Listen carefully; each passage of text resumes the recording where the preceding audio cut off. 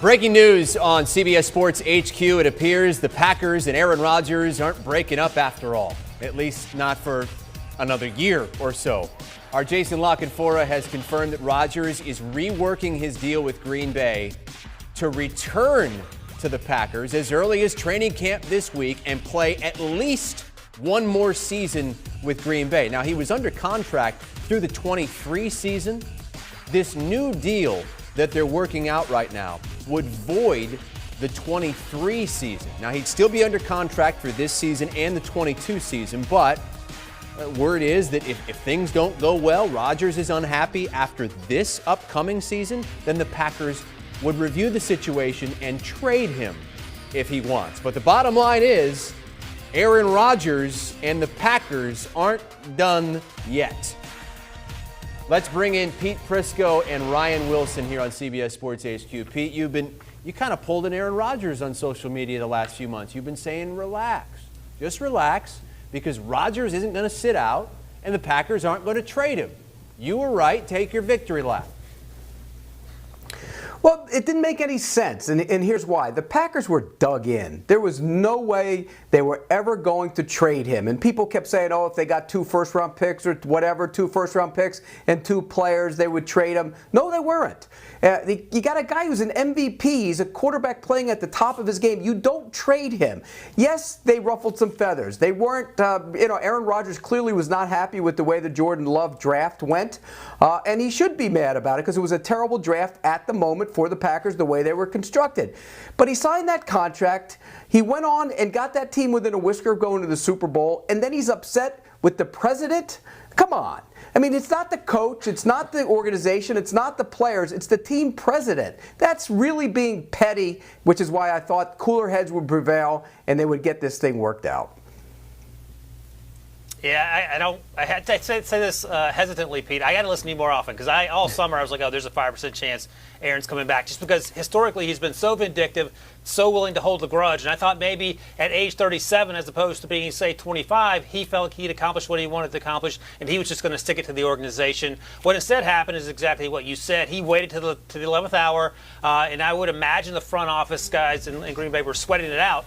Today was the shareholders meeting, and Mark Murphy, the president, had to go talk in front of the fans and explain things. And he gave an optimistic report, and that's exactly what happened a short time later. It is interesting, though, that and you mentioned this, Chris, that the 2023 year is voided, and Joel Corey, who's a longtime agent and covers the contracts, NFL contracts for CBS Sports, noted that this basically means that Aaron Rodgers is going to get traded next year, probably before the draft, if he's not coming back in 2023. The good news is that they have more money now to sign other players, Davante Adams being chief among them, because there was some conversation about him in recent days calling off contract talks. So that's another good development.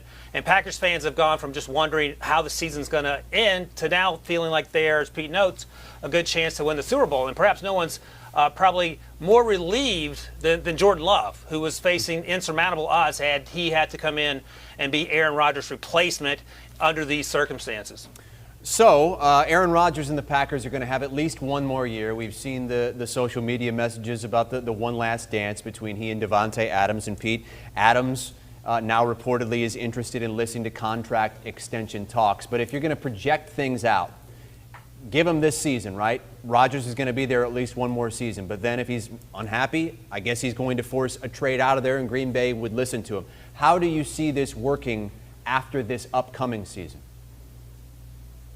Go win a Super Bowl. I mean, they put that last dance thing out there. Jordan and Pippen won titles. I mean, they have won. This group, those two together, have none. 0. They haven't won a Super Bowl yet. They were within a whisker of getting there last year. If he had run it on 3rd down, they might have got there and won the thing, but they didn't win it. So go back and get this group together and say, you know what? We were close last year. Let's go win it. And then if he goes and wins it with the same group, because now they're going to give Adams a new deal. He shot for the moon. You got to give him credit. He went for, $25 million. They're not going to give him that, but now they can give him a good deal. Keep those guys together. Go win a title or at least get close. Come back in 2022 next spring and say, hey, look, Aaron, we've kind of tried to mend the fences with you with the president. Do you really want to shake up your legacy and leave Green Bay when you're at this age, when you just came close to another Super Bowl? all because of pettiness over the general manager and the team president? That's ridiculous. So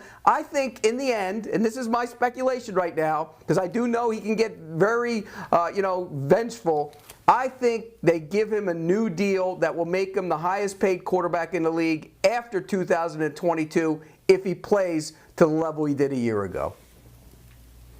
Wow, Pete. Yeah, I'm not willing to go that far. I agree with most of what you said, though, just in terms of coming back, winning what you can with the players around you. There's actually been a report that perhaps Randall Cobb is part of the deal for Aaron Rodgers. He wants him back in Green Bay.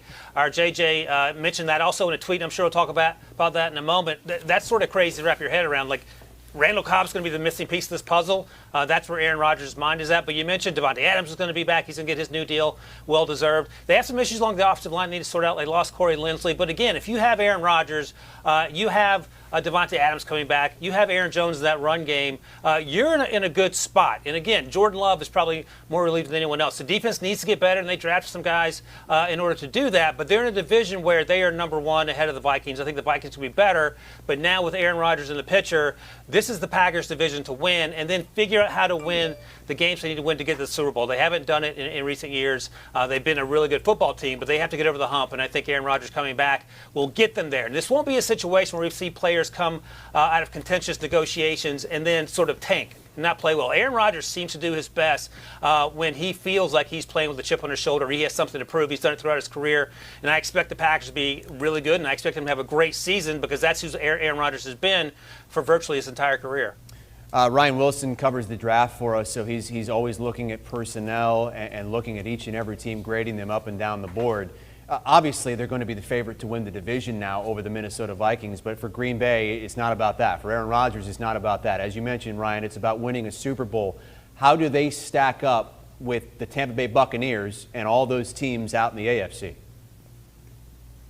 Well, the Tampa Bay Buccaneers, and Pete mentioned this when he was in Tampa Bay a few weeks ago, they might be better than they were last year. I think they're almost in a different category. And then we found out, of course, that Tom Brady was playing on a torn MCL. So that just elevates his legacy. But in terms of everyone else, the Packers are 1B, and they can certainly find a way to beat Green Bay. They forced Tom Brady into 3 interceptions in the playoff game. So there are ways to get after Tom Brady. But I think defensively is where they need to start.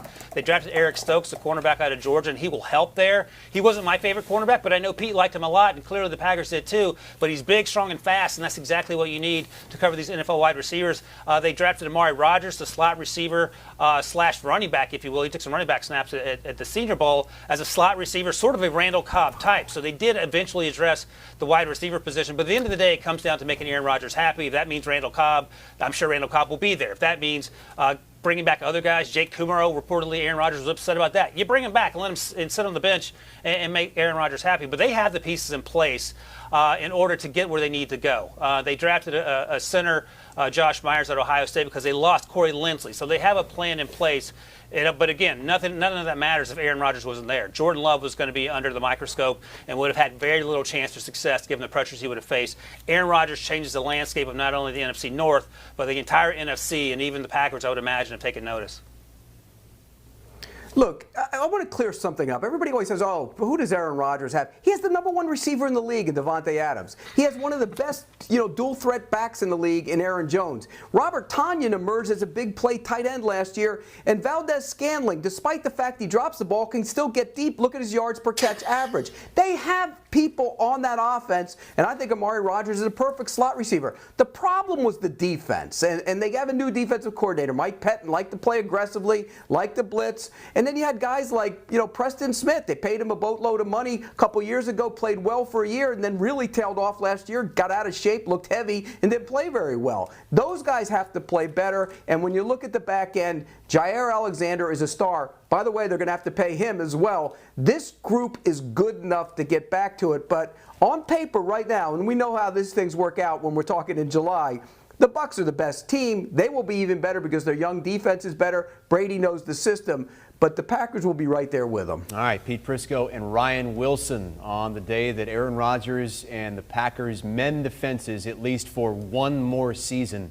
in Green Bay. Do you want a sports network that delivers everything that matters about the game? The highlights, the picks, the instant analysis, no yelling, no fake debates, no politics. Hit the subscribe button and never miss a moment.